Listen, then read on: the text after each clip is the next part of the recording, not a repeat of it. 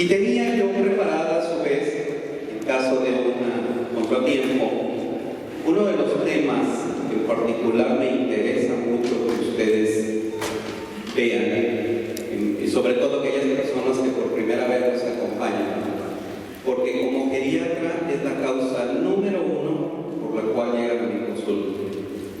Todos estos problemas que voy a ver, y cuál es su manejo, es la causa por la cual el cuidador y la familia me lo llevan.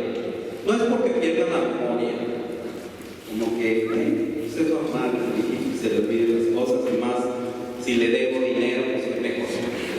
Sino las cosas o los otros problemas de conducta que presenta un enfermo con demencia.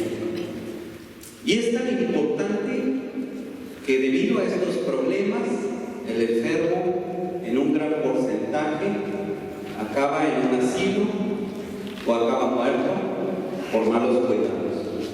Es tan importante que el 40% de los cuidadores renuncian a su labor por el desgaste del cuidador. Entonces, por favor, les pido pongan mucha atención. Vamos a comenzar. Que debido a estos síntomas psicológicos y de conducta que en 1996 la Asociación Internacional de Psicogeriatría mencionó como la abreviación de SICOPSI o BPSI, en fin, tiene varias abreviaturas, como aquella alteración de la percepción, el contenido del pensamiento, el estado de ánimo y la conducta que se presenta en pacientes con demencia. Quiero aclararles que el Alzheimer es una demencia y es la demencia más frecuente. Sé que muchos de ustedes están confundidos porque mi paciente, como hace un rato la pregunta, le dijeron que tiene demencia y que tiene Parkinson. ¿Será las dos? Y otros dirán, me dijeron que tenía demencia senil. ¿Es lo mismo? Bueno, háganse cuenta que todas son primas hermanas. Pero hay demencia Alzheimer, demencia vascular, hay 60 tipos diferentes de demencia.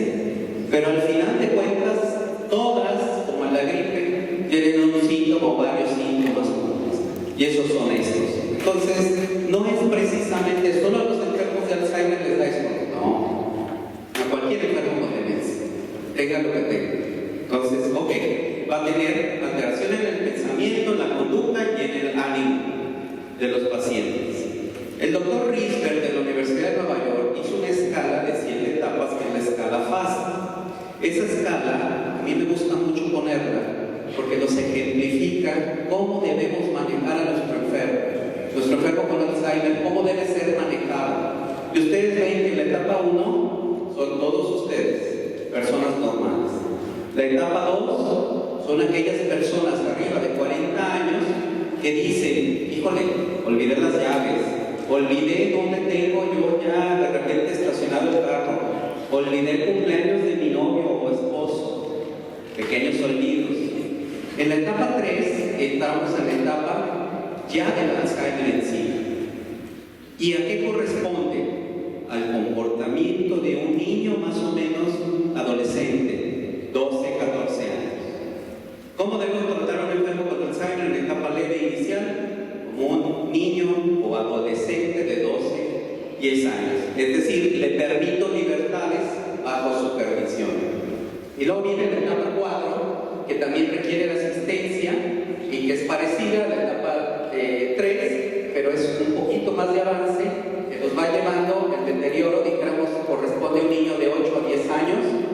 Y luego tenemos la etapa 5, que es el Alzheimer moderado ya, y que corresponde a un niño a una edad mental de 5 a 7 años. Y aquí nos respondemos las preguntas que ustedes tienen. ¿Qué debo hacer con mi enfermo? ¿Lo puedo dejar solo en casa? ¿De qué etapa está? Pues está en la etapa 5. ¿Dejarías a un niño de 5 años estar solo en casa? Entonces ahí ya empezamos a respondernos cómo se maneja un enfermo con demencia. Luego viene la etapa 6, moderadamente avanzado, que necesita 24 horas de cuidados ya. Ahí no es de que yo voy a estar a ver si me voy de vacaciones y lo dejo solo en casa o qué manejo. Ellos requieren cuidador 24 horas. ¿Por qué? Porque corresponde a un niño de 1 o 2 años. No lo pueden dejar solo.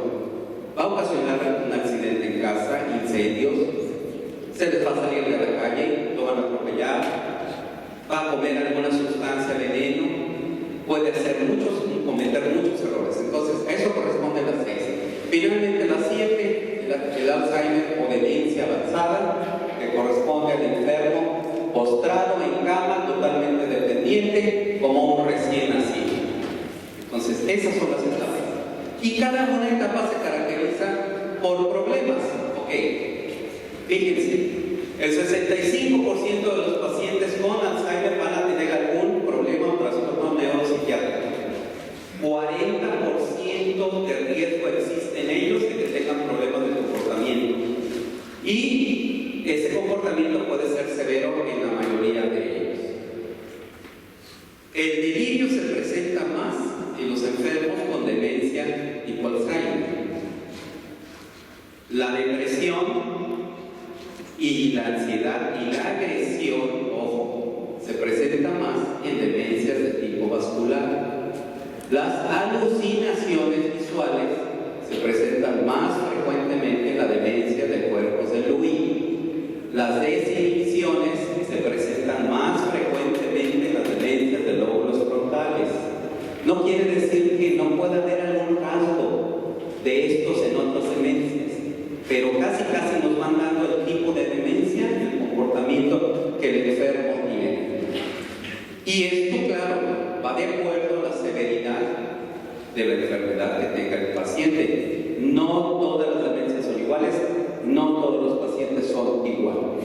El más frecuente de todos estos síntomas es la agitación, la depresión, la apatía y los comportamientos aberrantes. La que sigue. ¿A qué se debe esto? A una disfunción del sistema de los neurotransmisores.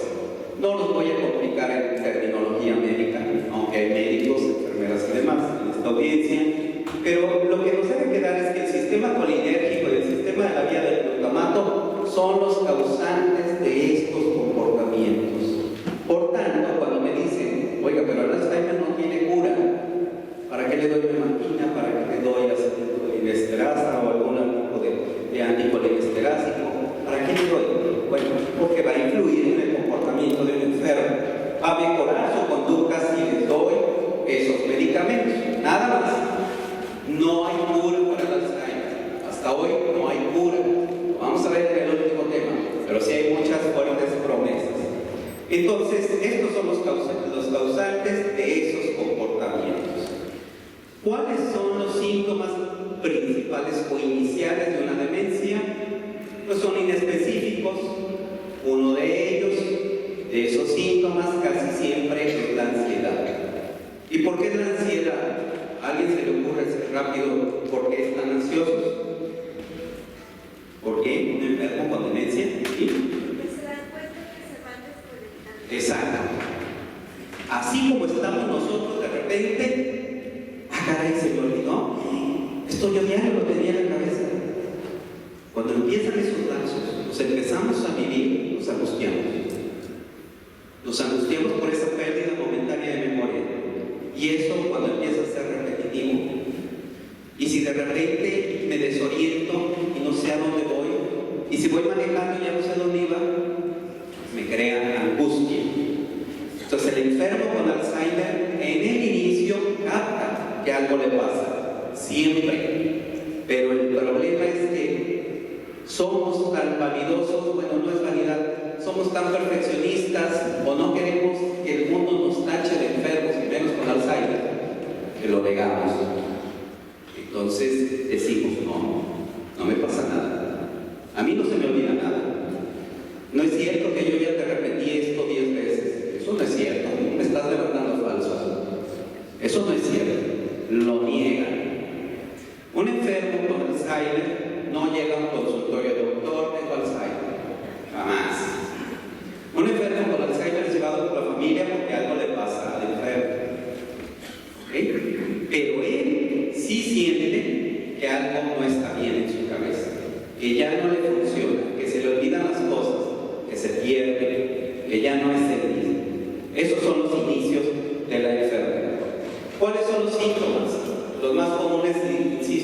depresión, ansiedad, insomnio, problemas en el sueño.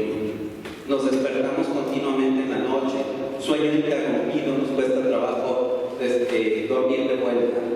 El pacing o el vagabundeo es en etapas más avanzadas. Se parece a este que estoy haciendo yo aquí, pero bueno, es caminar y caminar y caminar a lo largo de la tarde por un cuarto, una habitación, para un lado y para otro. Es como decir, no hayan su lugar. ¿Ok? Eso es el pacing. Y empiezan a ser irritables. Por lo mismo, no están satisfechos con su enfermedad y con el mundo y su desempeño con el mundo. Entonces se vuelven irritables, intolerantes. No me digas, ¿cuál es el error más común que comete el cuidador? Decirles, eso ya me lo dijiste. Ay, mamá, ya no me lo puedo decir, ya lo sé. O no es cierto, o negarlo, o contradecirlo. Eso es un error grave, lo cual lleva a que el enfermo se acentúe. ¿Qué es un delirio? Un delirio es una idea de abandono.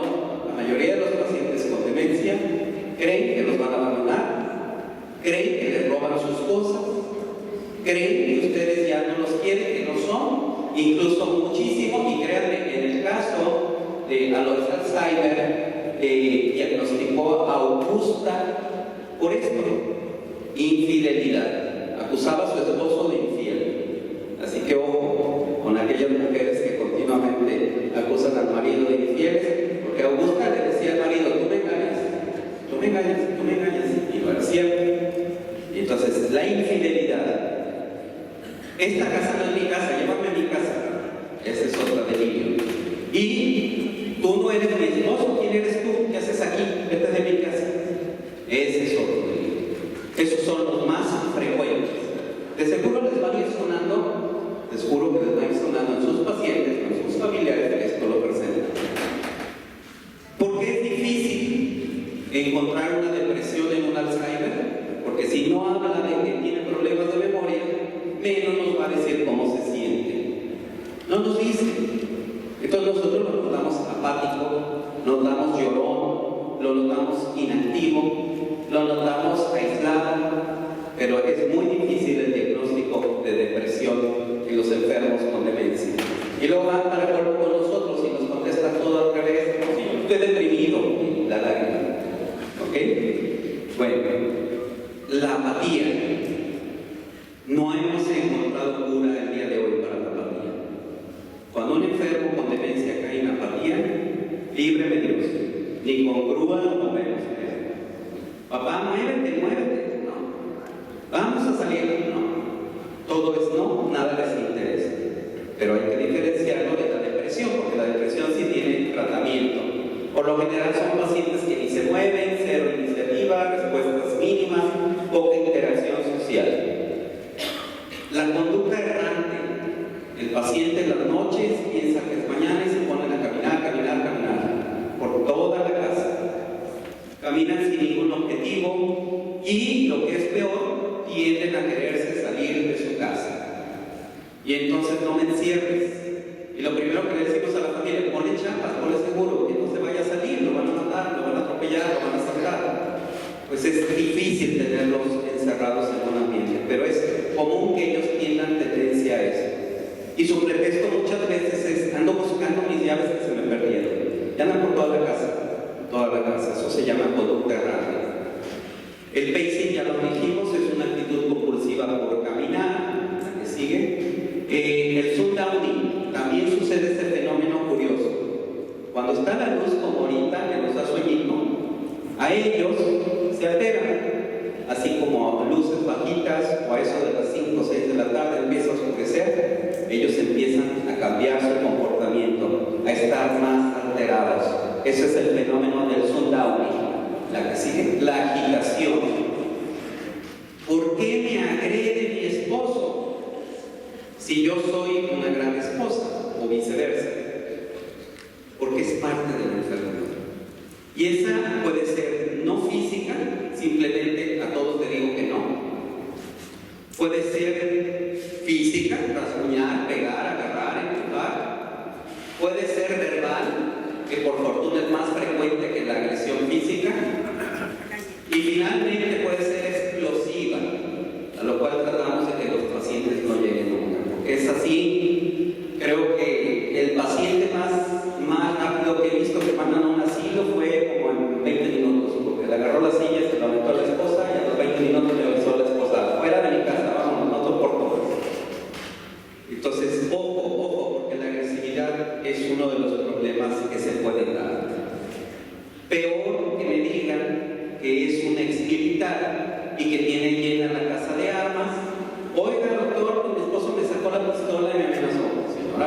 sea, desde la etapa inicial usted debió guardar esas pistolas. No, así me va. Bueno, hay mil formas de ingeniarlo. Guárdelas en un lugar donde él sepa y descomponga la chapa. Quítele las balas. Busque la manera de que no sirva, descomponga, dame un armero, en fin. Pero, por Dios, o sea, ese tipo de problemas se dan y frecuentemente. La agresividad predice institucionalización. Por eso es importante. Si el enfermo es agresivo, cúrelo, va a acabar en una institución. La explosión catastrófica son amenazas, explosiones repentinas de enojo, y esto es muy difícil. ¿Y por qué de repente llega un Alzheimer? ¿Esto le da a todos los Alzheimer? No. ¿Y le va a dar al mío? Si no le ha dado, de seguro no. Pero tienes que estar preparado por si llega el caso. Hay enfermos con Alzheimer tan maravillosos que su personalidad es sonriente todo el día.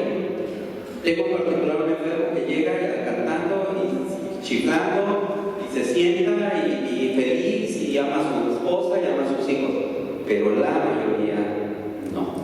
¿A qué se debe esto? Es una incógnita médica. No sabemos qué debemos de hacer y qué no debemos de hacer. Cuando el paciente cae en crisis, paciencia, por favor, paciencia. Eso es la receta mágica. Nunca contradecirlo. Si tú le dices que no, cuando él dice que sí, te va a agarrar a patadas. Te agarra a patadas. Así que nunca lo contradigas. Sujetarlo. Hoy a nivel mundial tenemos un programa libre de sujeciones. Sujeciones químicas, que son los fármacos, y sujeciones físicas, que son las restricciones físicas. No debemos por ningún motivo sujetarnos. Entonces, ¿qué voy a hacer? Bueno, pues, una buena atención. La causa también común de los trastornos de ansiedad, agresividad, agitación, depresión y muchos de esos es a veces organicidad. ¿Qué quiere decir esto? Que el enfermo tiene un problema, pero no te lo puede decir. El canal de la comunicación del enfermo con Alzheimer está descompuesto. Si tiene un dolor, no te va a decir, oye, me duele el estómago. Él va a estar agresivo y a lo mejor es una muela, o a lo mejor es la presión alta, un dolor de cabeza. Entonces, ¿qué hacemos los médicos? Primero descartamos cualquier problema. Y si no hay nada, pues le decimos, buscamos tratamientos alternativos. Buscar la causa gatillo. Cuando tengamos cualquiera de estos problemas, siempre hay algo que lo desencadenó. A veces es el hijo que más quería. A veces el más chiqueado es el que de repente el Alzheimer ya no lo quiere ni ver. O a veces es al revés. Al que menos quería, en un momento dado ahora lo quiere más. Y cuando él viene, se dispara y mi mamá se pone insoportable. O los niños, cuando corren, o los niños que lo rodean, o los gritos, o las multitudes, son infinidad de gatillos. Tienen que encontrar qué gatillo dispara esa conducta y lo van a encontrar. Cuando lo encuentren, platíquenlo con sus familiares, hagan una reunión y busquen la manera, claro, cómo se resuelve el conflicto, evitando el gatillo. Evitemos ese problema. La distracción es la técnica número 1 como cuidador. Distrae. Él está ahorita, dame eso, me robaste, oye, mira. Sácalo del contexto. ¿Ya oíste? Mira qué tengo. El dinero que me debes, tu pastilla, tu medicina, ¿qué quieres? La fiesta de mañana, aunque no haya. O sea, sáquenlo. Distracción. Y el tip del tiempo. Ok, ahorita te lo doy. Mira, a las 4 de la tarde te lo doy. ¿Por qué? Recuerden que cuando empezamos con deterioro cognitivo, uno de los primeros síntomas o señales es que no podemos leer la hora. ¿Ok? Uno de los problemas principales es la desorientación y la alteración visoespacial impide que un paciente demenciado pueda leer la hora. Si él no sabe la hora y tú le dices, le voy a llevar a las 6 de la tarde, pueden ser las 7 y tú a las 6 lo vas a llevar y ahorita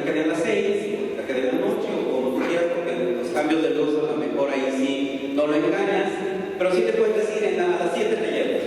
Y llevártelo ahí. Se le va a olvidar a qué hora te dijiste a las 7. Oiga, a mí no se le olvida. Sí, en casos particulares el tiempo no lo pierden. Entonces ahí usas otra estrategia. A lo mejor le dices, te llevo el lunes. Un enfermo con demencia no sabe qué día vive. Y la respuesta clásica es, no sé qué día vive. Y no me interesa eso, doctor. Ni me pregunten, porque eso a mí no me importa.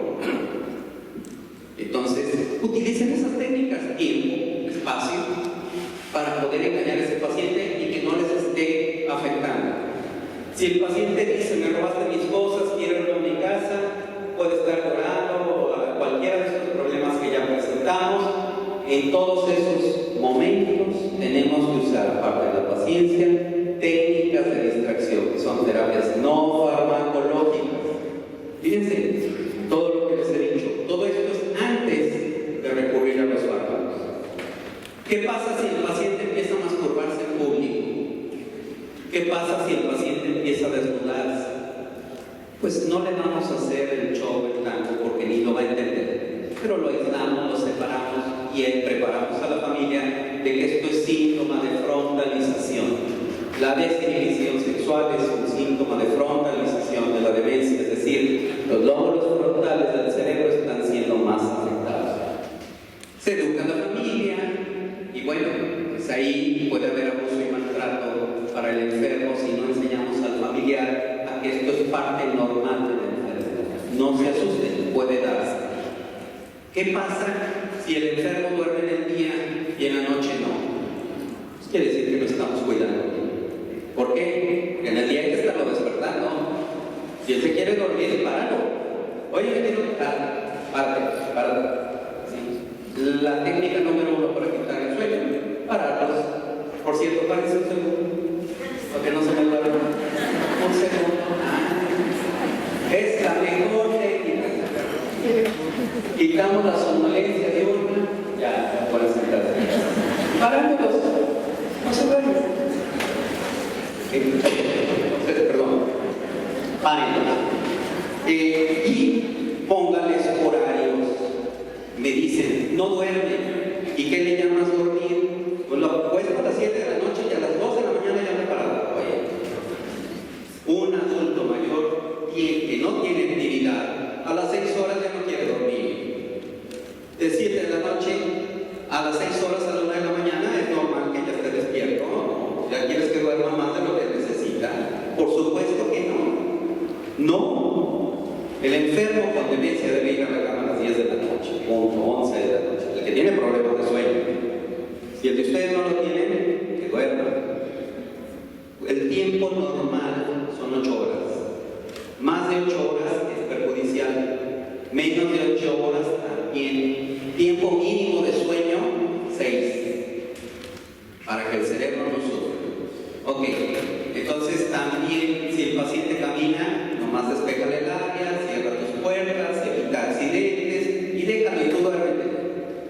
Créanme que les doy más pastillas para dormir a las esposas y cuidadores que a los pacientes. Usted duerme, usted déjalo ahí que camine. Ok, problemas de conducta, falta de apetito o quieren comer mucho. Indican avance del padecimiento y ante esto es difícil de manejar con fármacos. Esto debe ser, come mucho o no tengas alimentos a la vista. Simple. Come menos, bueno, ahí sí hay que insistirle, fracciona el alimento en quintos, dale 5 veces al día y no 3. ¿Ok? Cuando no quiere comer, hay que darles más veces, poca cantidad. Esto es, fíjense qué curioso. Este estudio se hizo y la repetición se presenta en el 82% de los pacientes, la repetición se presenta en el 82% de los pacientes, la repetición se presenta en el 82%. ¿Verdad que nos salta? Pero tiene tolerancia pues del 42%, o sea, casi nadie tolera que nos repitan las cosas. Qué curioso. Sin embargo, el que te acuse de que tú me robaste, hasta eso hubo una tolerancia mayor. También el hecho de que vagabundearan en la noche y el abuso verbal. Se presenta poco, pero se tolera mucho. Esto Entonces, que nos quede muy claro, los tratamientos para los problemas de conducta son, primero, enseñar al cuidador, deben asistir así y escuchar estos temas, ver tengo tal problema, cómo lo puedo ayudar, y después ya pienso en un momento dado en el farmacológico, que debe ser lo menos. La mayoría depende de ustedes y de otras técnicas para quitar esos síntomas. Si van con un médico, con el 99% de los médicos, y le dicen, mi enfermo no duerme, les va a dar una pastilla para dormir. Mi enfermo me anda, está repetitivo, les va a dar un medicamento neuroléptico para que no esté enfadado. ¿Y en qué convertimos al enfermo con demencia? En bultos vegetales, en un paciente que va a estar sentado ahí hasta que se atrofie. No se vale. No se vale, porque si el día de mañana ustedes tienen demencia, díganme si así quieren estar. Díganme si a ustedes les gustaría que sus hijos los pongan en una sillita y los tengan ahí dormiditos todo el día. Al fin ya les dio demencia y pues ya llegará el día que Dios te llevará. No se vale. Ese sigue siendo un ser humano al que tenemos que respetar y dar dignidad. Entonces, hay técnicas y hay formas de hacerlo. Requiere un manejo comprensivo y un tratamiento individual de cada caso. Todo se puede corregir. Y créanme que aquellos casos que no se corrigen, en meses pasa el problema. Hay síntomas que no se corrigen. No hay manera que los podamos quitar en determinados casos. No se preocupe, cúrelo que en un mes, 2 meses ya no lo tiene.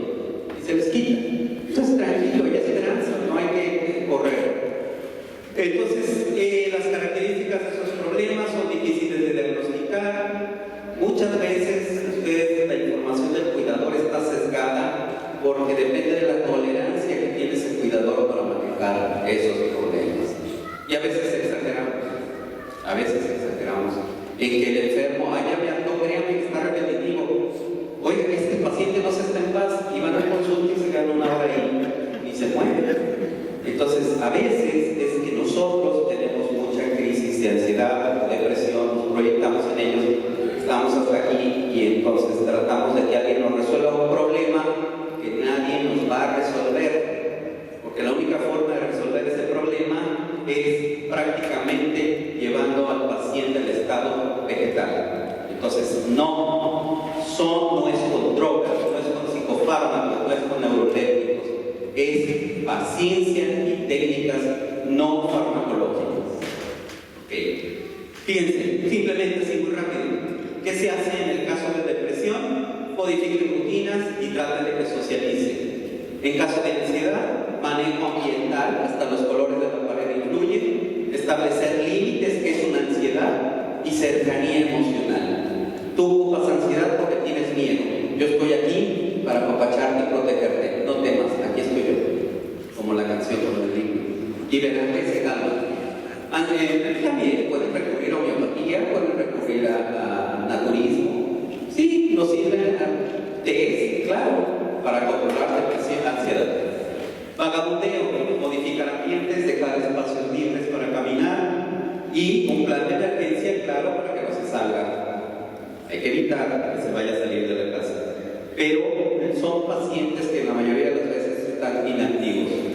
Y en el sueño, la higiene del sueño, y aquí un tip. Paciente apático, denle una tacita de café. Paciente somnoliento, denle una tacita de café. No es todo el día café, que nos vamos a los extremos. Lo van a despertar, va a estar más activo. Denle su tacita de café. Alcohol, ese no, ese es para ustedes. Pero ahí sí, a ellos les restringimos el alcohol. ¿Ok? Bueno.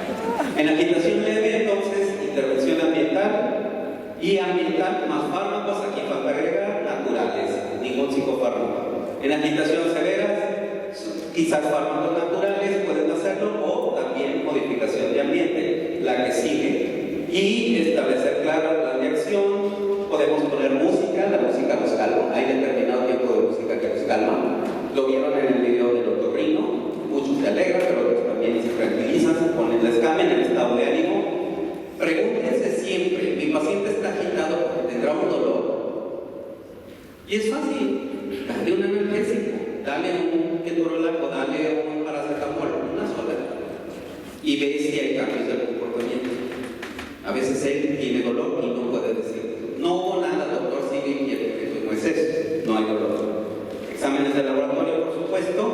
y modificar el estrés familiar.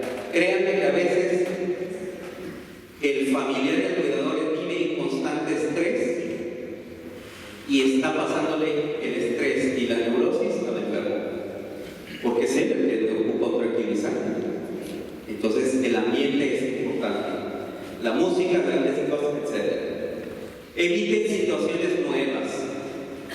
Mucha gente quiere traer al enfermo a estas conferencias, algunas veces los traen a los enfermos tranquilos, pero un enfermo que tiene desorientación, que puede conectar con lo que puede pasarle, se va a inquietar. Si lo lleva a una fiesta, él quizás el ruido lo altera. Entonces, hay situaciones ambientales que deben estar prohibidas, que deben ser preferibles ambientes tranquilos para esa persona. A ella le encanta salir a la calle y bailar. Bueno, es así, sácala. Pero en general, a la mayoría que no son rumberos ni nada por el estilo, tranquilitos en casa. Corrijan positivamente y nunca como niños. Aunque yo les puse la gráfica para que ustedes lo sepan, no es nada. El doctor me dijo que es como un niño de 5 años, entonces a partir de hoy, pues, mira, ese niñito, venga, o sea, no, la dignidad es ante todo, ¿okay? Es para ti. Tú sabes cómo prevenirlo, pero no menospreciarlo, no discutan. Y el último ejercicio diario. La mejor medicina para los problemas de conducta se quitan con ejercicio diario. Y es una tarea titánica que el paciente quiera caminar, que quiera subirse a la caminadora, que quiera salir a la calle. Pero si ustedes lo caminan diariamente, la conducta y esos problemas van a desaparecer. Ya vamos a terminar. Simplemente aquí en esto quiero agregar: el fármaco neuroléptico es el último recurso. ¿Okay? El último recurso. Los fármacos que se pueden manejar son los anticolinesteráticos. En el caso de problemas de alimentación, ayudan un poco. También la memantina. Responde a los problemas sexuales antidepresivos, antipsicóticos, algunas veces antiandrogénicos. Esto ya es como fármacos. La que sigue, recuerden que todo esto va a estar íntegro, así que con calma lo lees. Enfermedades metabólicas, y todas estas enfermedades pueden ocasionar el delirio. A veces no tienen ni Alzheimer, simplemente traen un síndrome confusional por una infección urinaria. Y ya les hicieron diagnósticos de Alzheimer. Entonces, esto debe excluirse. La que sigue. Aquí más que nada es también ustedes no exponerse, y una seguridad es importante. Y la hospitalización. Si ustedes hospitalizan a un enfermo con demencia, se la van a ver seriamente complicada. Entonces, anticípense. ¿Cómo evitamos hospitalizaciones? Pues vacunas, gripitas, cuídenlos más, infecciones urinarias con sus exámenes frecuentemente de orina. Delirios, en particular, miren, esto es común, que los roban, que los van a mandar a un asilo, que les quieren hacer daño, que hay niños fantasmas, seguido hablan con los huéspedes fantasmas. Y ya viste a la niña, ya viste al señor que estaba aquí hace rato. Es común. Pueden pensar que tienen ver muertos, sus familiares muertos. Pueden escuchar, tener alucinaciones auditivas y visuales. Cuando ellos ya presentan estos síntomas que son más serios, quizás aquí sí vale la pena de empezar con dosis baja de algún antipsicótico, algún neuroléptico más avanzado. También cuando presenten agitación y agresividad. Y los síntomas de psicosis. En la anterior decía, el fármaco de elección en demencias es risperidona y olanzapina. Pero eso es solo bajo control médico y dosis precisas que el médico debe dar. Son los dos necesarios. Se ajustan, se prescriben de 6 semanas a 3 meses, de acuerdo a la dosis y la edad del paciente. Y siempre valorar el riesgo suicida, puede tener ese enfermo. Y también en el caso de sedantes, siempre vida corta, cuidando del glaucoma, etc. En demencia es como la negación, y el más frecuente síntoma asociado a la enfermedad de Alzheimer, insisto, es la depresión, que no es diagnosticada, o la ansiedad. Tomen en cuenta la terapia ocupacional, la socialización y centros de día, que desgraciadamente no hay muchos centros de día. en Guadalajara, pero los centros de día no son para enfermos con Alzheimer, son para todos los adultos. Y si ustedes llevan a un enfermo con Alzheimer, es como llevar a un niño con ciertos limitantes de educación a una escuela normal donde puede sufrir bullying. Entonces hay que tener cuidado que no todos los centros de día son para estos enfermos. En conclusión, mejorar la calidad de vida del paciente y de ustedes a partir de hoy es la tarea. Espero que les quede claro este tema. Tenemos mucho trabajo, pero todos ustedes deben mejorar, y en la última ponencia les voy a decir por qué. Porque deben ustedes preocuparse en manejar todo esto perfectamente. Paciencia y esperanza, y saber combinar el momento adecuado, farmacológico y no farmacológico, para conservar la capacidad individual e independencia de ese enfermo. Esa es nuestra tarea el día de hoy. Pues muchas gracias.